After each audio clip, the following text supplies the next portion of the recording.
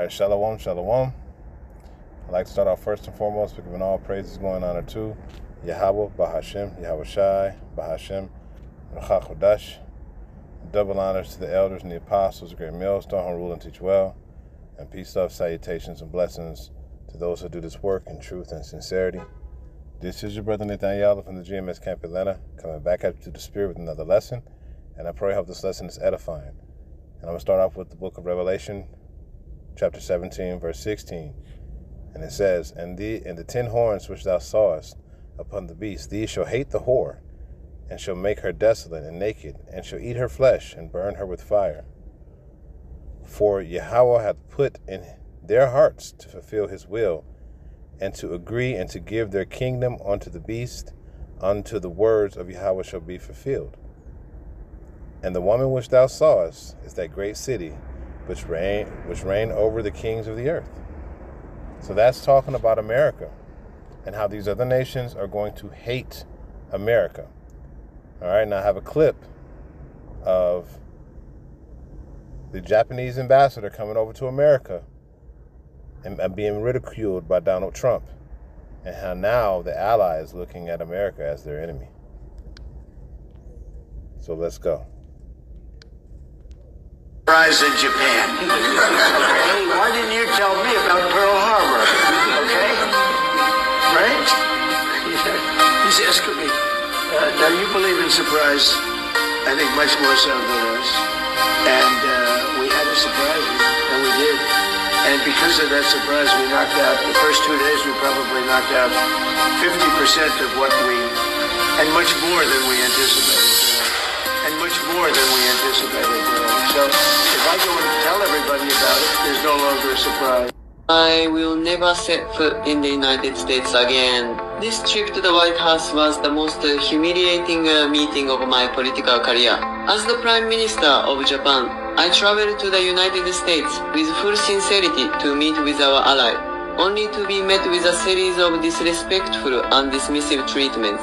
Upon my arrival at the White House, they did not even prepare an official welcome ceremony. I was made to enter discreetly through a side entrance, as if we were nothing more than insignificant visitors. What infuriated me even more was that Trump openly joked about the Pearl Harbor attack right in front of me, showing complete disregard for how embarrassed I would be. During the subsequent talks, Trump firmly demanded that we must cooperate with the United States in its military operations against Iran. He even used Japan's crude oil supply as leverage to coerce Japan into getting involved in an irrelevant war. In this so-called ally meeting, I saw no negotiation or respect whatsoever, only one-sided humiliation and demands. I will never set foot in the United States again. Who knows better? Now, those words came directly from the ambassador's mouth. That's not speculation. No need to find any news articles or anything of that. You see that this came right from the ambassador's mouth. Okay? Which basically means that Japan is done with America. Okay? As are a lot of other so-called allies, right? Because this place, a whore is treacherous.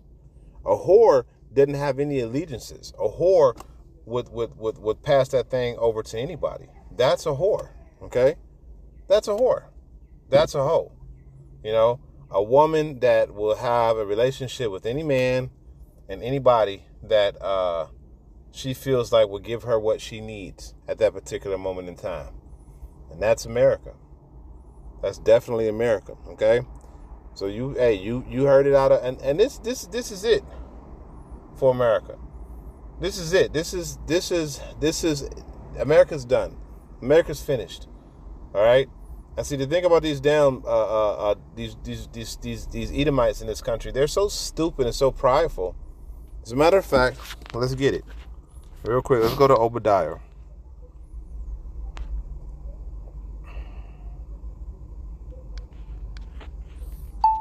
Let's go over to Obadiah 1 and 3. It says, The pride of thine heart have deceived thee, thou that dwellest in the clefts of the rocks, whose habitation is high, that saith in his heart, Who shall bring me down to the ground? Though thou exalt thyself as the eagle, and thou set thy nest among the stars, thence I will bring thee down to the ground, saith the Lord. So Yahweh Shem Yahushua is going to bring this devil down to the ground. Okay? It's going to bring him down.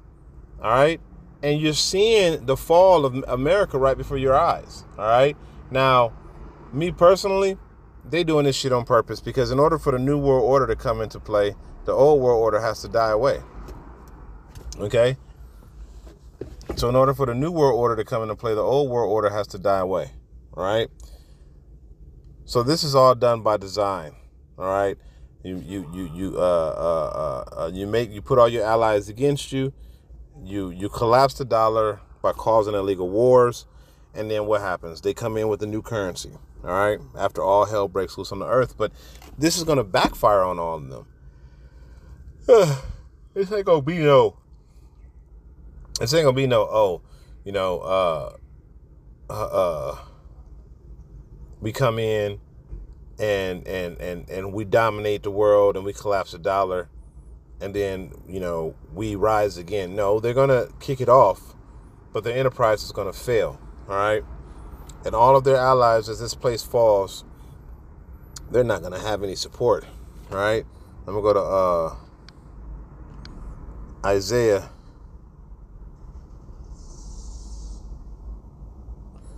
47 and 17. I'm gonna read it in the 14 and I'm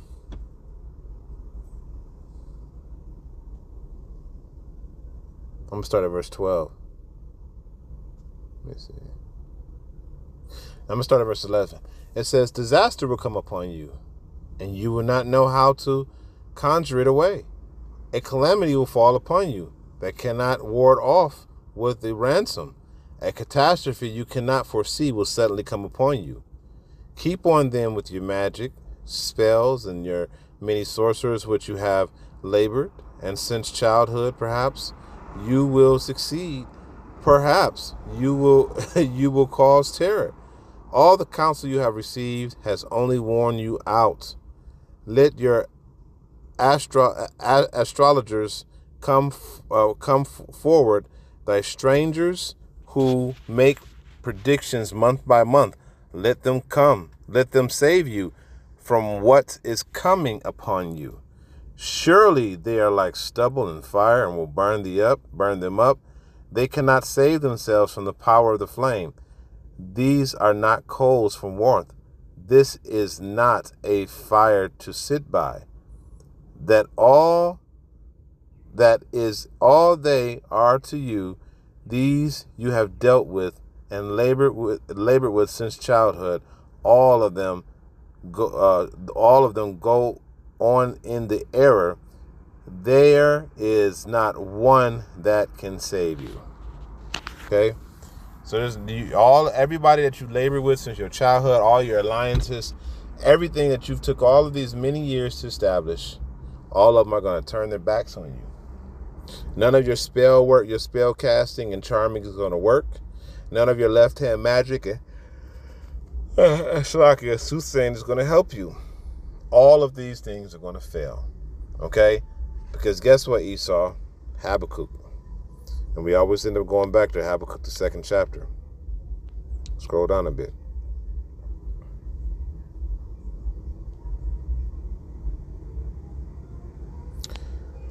Habakkuk 2 and 16 says, "Thou art filled with shameful glory. Drink also, and let thy foreskin be uncovered. The cup of the Lord's right hand shall be turned unto thee, and shameful spewing shall be on thy glory." And that's all Esau has, is a shameful spewing and a shameful glory. That's all he has. He ain't got nothing else. Okay? He don't have anything virtuous to stand on about his past and how he came into being, and how he treated his ally just now shows you the mindset of this damn devil. Okay? And now the world sees this man for who he is. Okay? And they don't want no parts of him. Okay? They don't want no parts of him. They see the damn devil for who he is, and they understand now this man, Esau Edom, is the goddamn devil that the Bible speaks of. All right? He is Satan in the flesh, and he is absolutely evil. All right? And he has no regard for nobody, not even himself. Okay? He would do wickedly to his detriment. You sitting up here laughing at your ally, thinking that this is something good can come of this. And now the whole country of Japan looked at this and said, nah, we don't want to have nothing to do with y'all no more. All right? These other countries are going to be buying oil with the Chinese yuan and are going to destroy the dollar. And, you know, like right now, we just left camp and we see all these Edomites walking down the street, frolicking and smiling and shit like that. That shit is about to come to an end. Real soon. Very, very soon it's about to come to an end. Okay? Get another precept. I'm going to go to 2nd Ezra 6.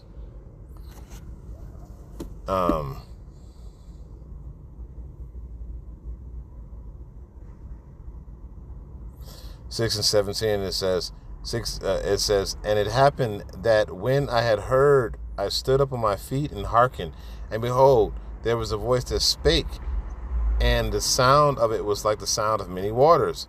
And it said unto me, behold, the days come where I will draw nigh and to visit them that dwell upon the earth, and will begin to make inquisition of them that they be inquisition of them what they be that hurt unjustly, that have hurt unjustly with their unrighteousness, and when the affliction of Zion shall be fulfilled.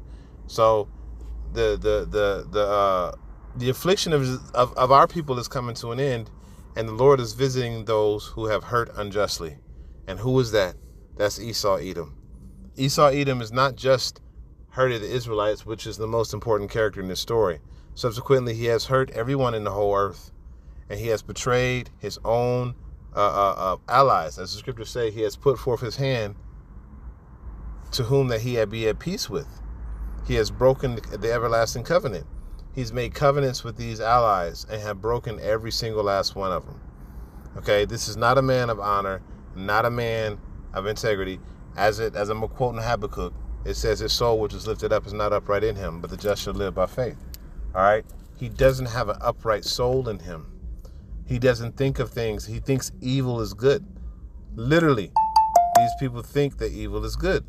And this is exactly why the world is in the condition that it's in. However, we're about to see a big change very soon. Very soon in America, things are about to go. Hey, we've been talking about it. You know, I've been saying it for a while. I've been saying it out loud that the days are coming very soon where we're not going to have camp anymore. It's just going to come to an end. Right? And the brother said it at briefing, the elder said it at briefing today. He said, hey, the days may be coming soon where we may not have camp anymore, so soak it all up. And that's about to happen. Because all this shit go down and all hell break loose, the Lord ain't going to have his men out here.